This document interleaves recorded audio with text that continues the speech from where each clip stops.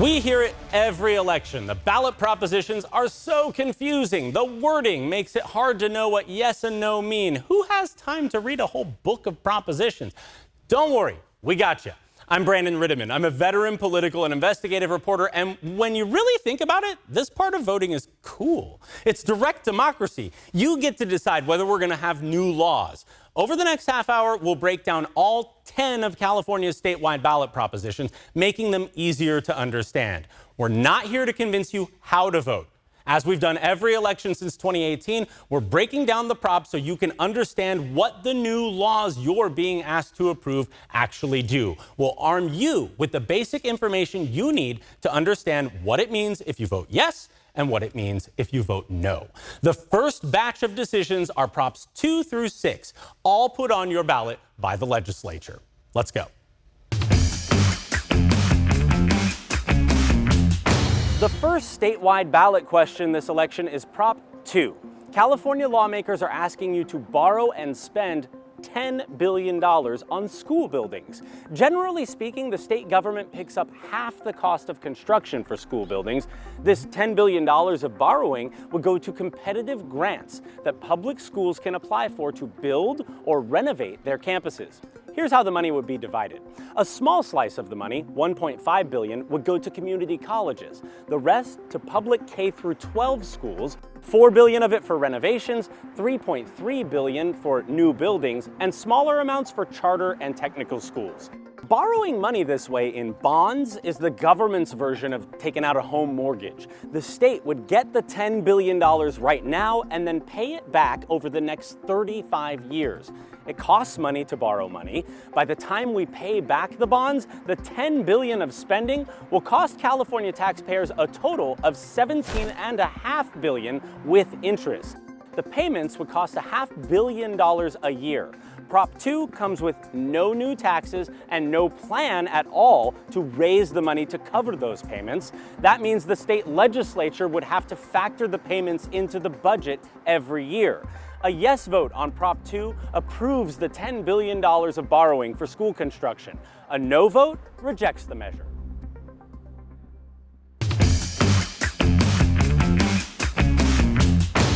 In capital speak, Prop 3 is what they call a cleanup law. Court rulings have made same-sex marriage legal in California and nationwide. Even so, California still has a law in the books banning same-sex marriage. If you open our state constitution, you'll find these words in Article 1. Only marriage between a man and a woman is valid or recognized in California. This was the controversial Prop 8, approved by California voters back in 2008. Because the courts already struck it down, it's unenforceable. If voters pass Prop 3 this year, the language will be repealed and replaced with "the right to marry is a fundamental right." No mention of gender at all. Attitudes towards queer people have changed a lot in 16 years. Prop 3 is going to give California our first direct test of how much. A yes vote on Prop 3 would repeal California's obsolete ban on same-sex marriages. And a no vote would keep the ban in the state constitution, but that ban would remain unenforceable.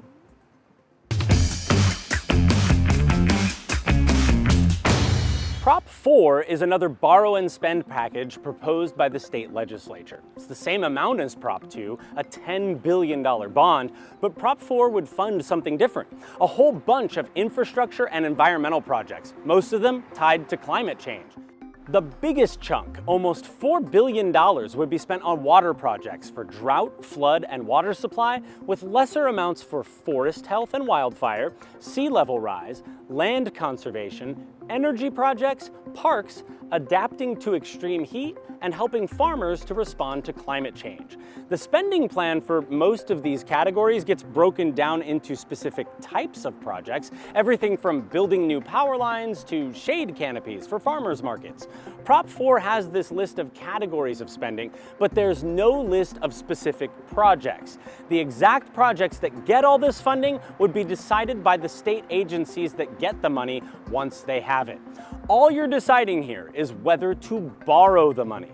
Bonds are like taking out a big loan. Passing Prop 4 would commit the state to paying back those bonds, $400 million a year for 40 years. That's a grand total of $16 billion of taxpayer money over the long term to borrow $10 billion for this spending today.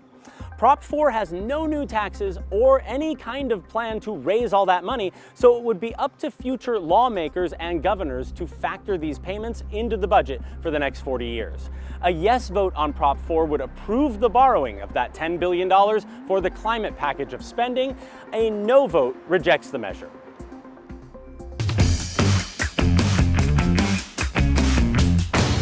Many of this year's props involve the state borrowing money to pay for big projects. Prop 5 is a statewide question all about making it easier for voters to pass local bonds, and by extension, increase local property taxes to pay the money back. Right now, if your city or county government wants to take out bonds to fund new infrastructure, they need to put it up for a vote, and a 2/3 supermajority of the voters has to approve it. Prop 5 would lower that threshold to 55% of the vote, starting with this election right now.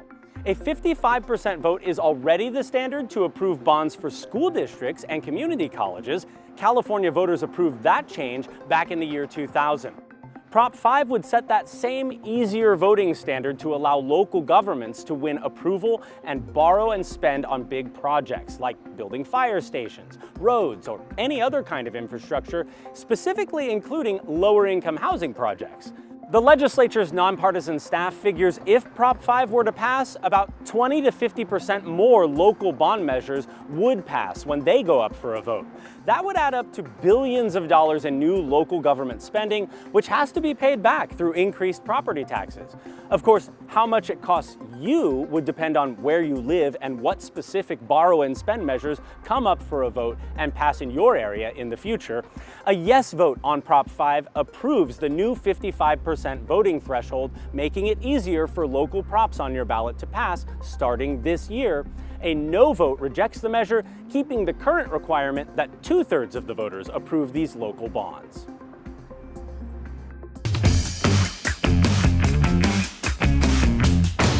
We have 10 statewide propositions in California this year. Many of them ask you to pass laws with dozens of pages of text. But Prop 6 is so simple and short, it's easiest if I just show you the actual language.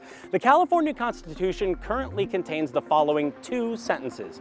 Slavery is prohibited. Involuntary servitude is prohibited except to punish crime. As you can see, this language makes mandatory prison labor legal. Prop 6 would undo that. This sentence would change to read, slavery and involuntary servitude are prohibited. And Prop 6 would add another line of law to the Constitution. The Department of Corrections and Rehabilitation shall not discipline any incarcerated person for refusing a work assignment. That's it. That's the entire prop. For context, yes, required prison labor is a thing. The state analysts tell us about 1/3 of the prison population has jobs, and many earn less than $1 an hour. Prisons use carrots and sticks to get inmates working. The carrots, like earning money and credit towards early release, would remain legal if Prop 6 were to pass. The sticks, like losing your phone privileges for refusing to work, those wouldn't be legal anymore. If you look in the official voter guide, you won't find any argument against Prop 6. No one bothered to submit one to the state. A yes vote on Prop 6 would ban forced prison labor. A no vote rejects the measure. Before we get to Props 32 through 36, we're going to take a quick breather because elections don't happen every year, and that means we get a lot of questions about how voting works. We got you covered on that too.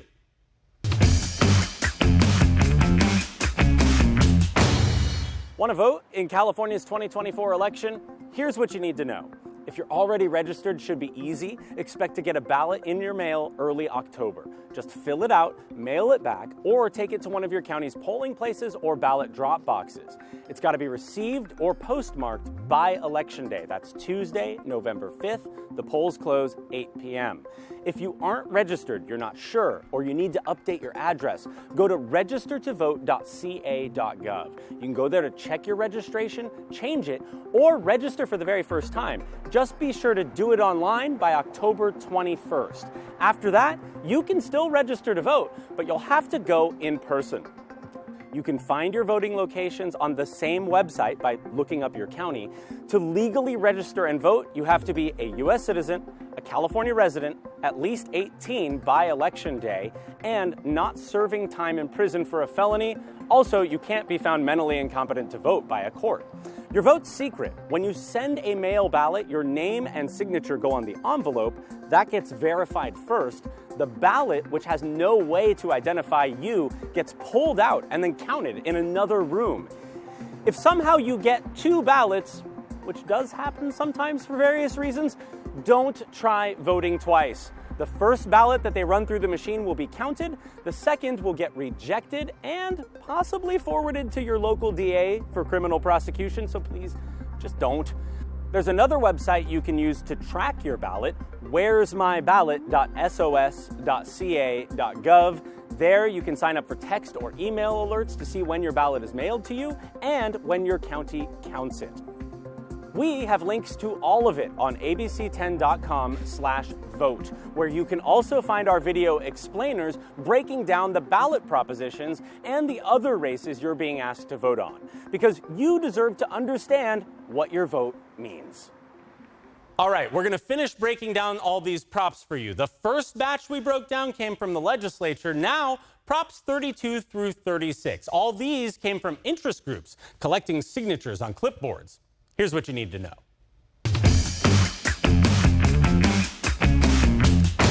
Prop 32 aims to raise California's minimum wage to $18 an hour. Right now, the minimum wage is $16. It's expected to go up 50 cents for inflation next year, but instead, Prop 32 would raise the minimum wage to $18 an hour next year, which is a 9% raise. There is a caveat. People working for companies with 25 or fewer employees would get a little less, $17 an hour next year. In 2026, if Prop 32 were to pass, the minimum wage would simply be $18 an hour regardless of the size of the employer. It's forecast to hit $17 an hour that year without Prop 32. Then, come 2027, the minimum wage would simply keep adjusting for inflation just like it does already. With Prop 32, it would simply start adjusting from a dollar higher amount. Some cities have higher minimum wages than the state. Prop 32 won't undo that. California also has new special minimum wages for specific jobs. Prop 32 doesn't change those either. This year, we started to have a higher minimum wage of $20 an hour, specifically for most fast food workers, and we're phasing in higher minimum wages of $18 to $23 an hour for many healthcare workers. Prop 32 won't change those numbers whether it passes or fails. In general, raising the minimum wage puts pressure on businesses who pay it. Some might raise their prices on the things you buy from them, others might lay people off. On the flip side, employers also tend to consider giving raises to other workers already making more than the minimum wage just because the minimum wage went up. A yes vote on Prop 32 increases California's general minimum wage to $18 an hour starting next year. A no vote rejects the measure, keeping the minimum wage next year at its forecast $16.50.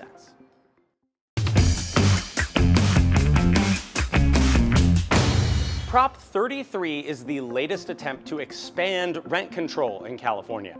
If Prop 33 passes, it would repeal what's called the Costa-Hawkins Act. That's a state law that restricts city and county governments from enacting certain rent control ordinances. Under Costa-Hawkins, local governments can't impose rent controls on single-family homes, any housing built since February of 1995, or the price of rent for new renters moving in. If Prop 33 passes, all three of these limits disappear. Local governments could decide whether they want to enact tougher rent controls or not.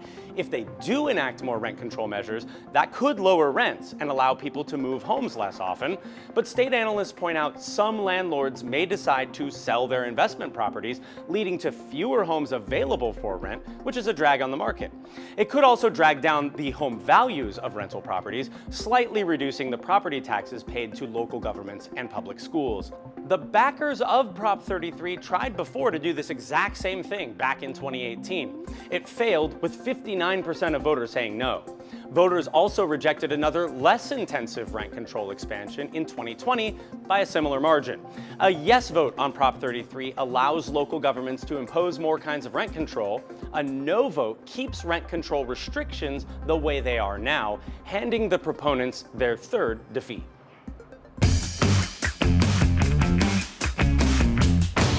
On paper, Prop 34 is about controlling what it calls prescription drug price manipulators. But strap in, there's a lot more to this. In reality, Prop 34 exists as a way to hit back against the nonprofit group that wrote Prop 33. That's the rent control question that appears just before this one on your ballot. Prop 33 is the third attempt in recent elections to expand local rent control, put forward by a group called the AIDS Healthcare Foundation. It's a huge nonprofit for AIDS prevention and treatment, but the foundation also advocates for affordable housing. The nonprofit reportedly made billions buying drugs for AIDS patients at a steep discount, but then billing health insurance the full price. That windfall comes from a federal drug discount program, and it's intended to help nonprofits to keep providing healthcare to lower-income people. The AIDS Healthcare Foundation used some of the money it got to buy whole apartment buildings in LA. The housing arm of the AIDS Healthcare Foundation has come under fire for code violations in its buildings. There's a whole LA Times investigation about that. But the reason we're talking about it here is the AIDS Healthcare Foundation also spent hundreds of millions trying to get voters to approve more rent control, including Prop 33 this year. Hence, we have Prop 34. It's an attempt by California landlords to hit back. The California Apartment Association paid for Prop 34, trying to push the AIDS Healthcare Foundation to focus on healthcare and not housing. If Prop 34 passes, the AIDS Healthcare Foundation would have to spend at least 98% of the money it makes off the federal drug discount program on direct patient care. If not, the group could lose its license and nonprofit tax-exempt status. In theory, these same penalties would apply to any other nonprofit that raises money similarly on federal drug reimbursements, spends at least $100 million on expenses other than patient care, and that owns and operates apartments with more than 500 severe code violations. We don't know of any other group that might qualify besides this one nonprofit.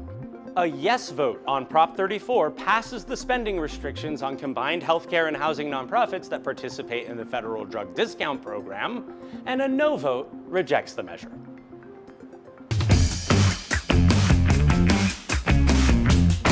A third of Californians get their health insurance from Medi-Cal. That's California's Medicaid program. It's government-backed health insurance for people with lower incomes or with disabilities. Prop 35 is about raising more federal money for Medi-Cal. It's gotten harder and harder to find doctors who will still take Medi-Cal, and that's because the state has been slow to increase the rates that Medi-Cal pays to doctors. Prop 35 is aimed at fixing that by tinkering with a multi-billion-dollar tax most of us have never heard of. It's called the Managed Care Organizations, or MCO tax. If you're going to vote on a tax, I want you to know what the tax is. This one's so obscure, I had to go through a bunch of health finance experts to find people who could help explain it. So here goes. The MCO tax is a tax on health plans, one that you never see. Almost all of the MCO tax is paid to the state by the same health insurance companies who run our Medi-Cal plans. Stay with me. Those companies end up getting the money back from the state when the state pays them to run Medi-Cal. And then that raises money for the state. How? The federal government provides a 100% match of every dollar that the state spends on Medi-Cal. That adds up to $7 or $8 billion a year being transferred from the federal government to California's state government. The state spends some of this extra federal money on Medi-Cal, but also uses it to help balance the state budget. All of that is how we already pay for Medi-Cal today. What Prop 35 would do is make the MCO tax permanent in our state law instead of having to rely on the legislature to renew it every 3 years. But the federal government does have to keep approving the MCO tax in the future in order for California to keep on getting the federal money in future years. As long as it does, Prop 35 would dedicate more of the federal money to increasing Medi-Cal payments to doctors and clinics.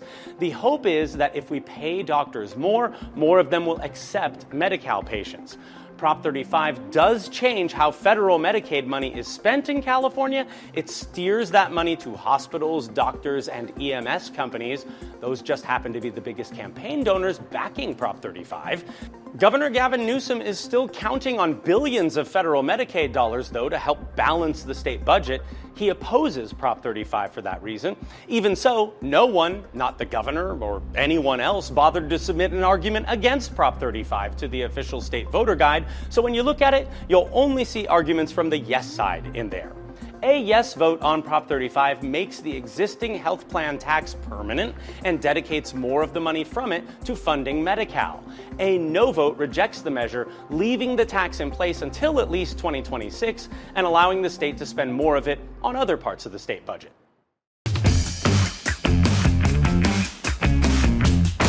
Prop 36 would roll back changes to criminal laws in California that were made by voters a decade ago.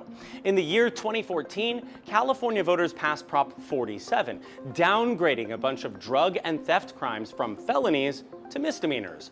Prop 36 would reverse many of those changes. Right now, California laws make it a misdemeanor to steal property worth $950 or less.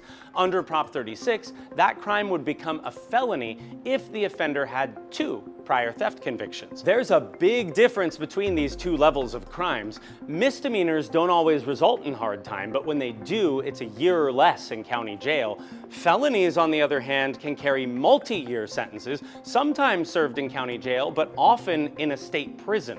Prop 36 would require prison instead of jail in more felony cases. Prop 36 does contain changes to push some drug possession offenders towards treatment programs instead of prison. It also comes with what lawyers call a Watson advisement for drug dealers.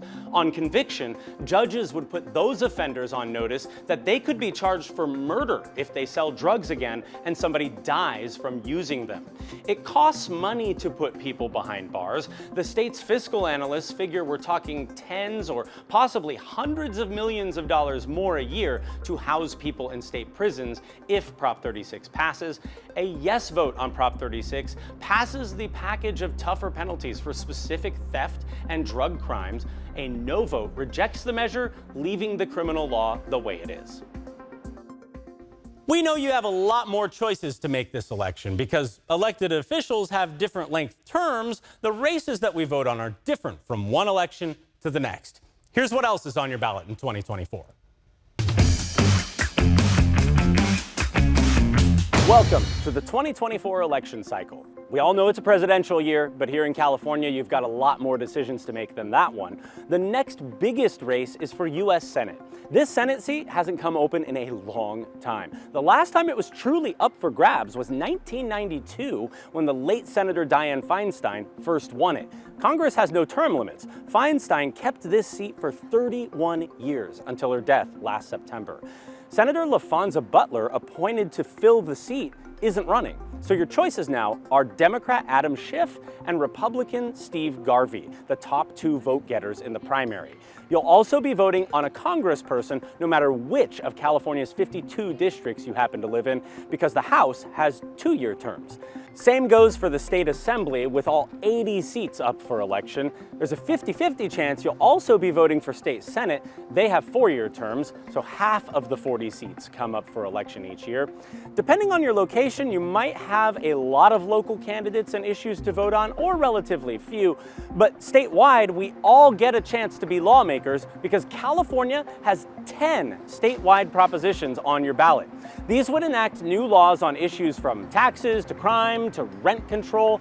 The numbering system's a bit wonky, but you're going to see Props 2 through 6 all put on your ballot by an act of the legislature, and another batch, Props 32 through 36, those came from interest groups with clipboards in your grocery store parking lot asking for your signature.